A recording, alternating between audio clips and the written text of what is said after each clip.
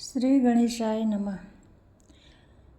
इस साल भाद्रपद महीने की कृष्ण पक्ष की चतुर्थी तिथि के दिन संकष्टी चतुर्थी का व्रत रखा जाएगा। अगस्त महीने की इस चतुर्थी को हेरंब संकष्टी चतुर्थी के नाम से जाना जाएगा। महिलाएं ये व्रत संतान की कामना और दीर्घायु के लिए रखती हैं। हेरंब चतुर्थी के दिन गणेश भगवान और चंद्रदेव की पूजा उपासना की जाएगी।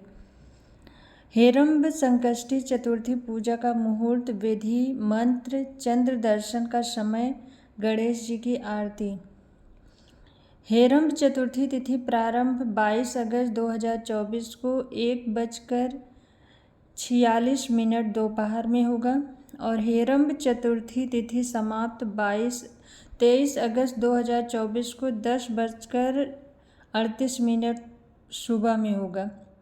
हेरंब संकष्टी चतुर्थी पूजा विधि। भगवान गणेश जी का जलाभिषेक करें। गणेश भगवान को पुष्प फल चढ़ाएं और पीला चंदन लगाएं।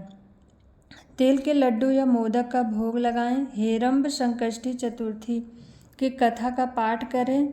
ओम गं गणपतये नमः मंत्र का जप करें। पूरी श्रद्धा के साथ गणेश जी की आरती उतारें। चंद्रमा के दर्शन दें और अर्घ्य दें। व्रत का पारण करें, क्षमा प्रार्थना करें। पंचांग के अनुसार 22 अगस्त को रात 8:43 पर चंद्रोदय होगा। हालांकि अलग अलग शहरों में चंद्र निकलने का समय में थोड़ा अंतर हो सकता है। चंद्र दर्शन और पूजा के बाद ही व्रत संपूर्ण माना जाएगा। ओम गणेशाय नमः मंत्र का जप करते रहें। हेरंब संकष्टी चतुर्थी व्रत कथा। पूर्व काल में राजाओं में श्रेष्ठ राजा नल थे। उनकी रूपवती रानी का नाम दमयंती था। शापवश राजा नल को राज्याच्युत खोना पड़ा और रानी के वियोग से कष्ट सहना पड़ा।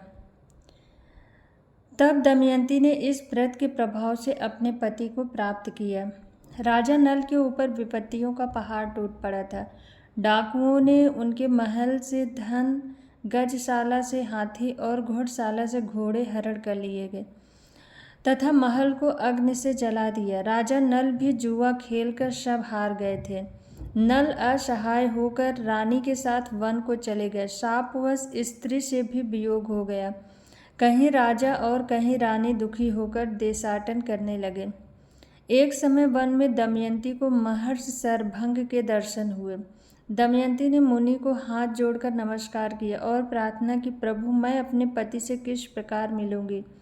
शरभंग मुनि बोले, दमयंती भादों की चौथ को एक दंत गजानन की पूजा करनी चाहिए। तुम भक्त और श्रद्धा पूर्वक गणेश चौथ का व्रत करो, तुम्हारे स्वामी तुम्हें मिल जाएंगे। शरभंग मुनि के कहने पर दमयंती ने भादों की गणेश चौथ को व्रत आरंभ किया और 7 मास में ही अपने पुत्र और पति को प्राप्त किया। इस व्रत के प्रभाव से नल ने सभी सुख प्राप्त किए। विघ्न का नाश करने वाले तथा सुख देने वाले यह सर्वोत्तम व्रत है।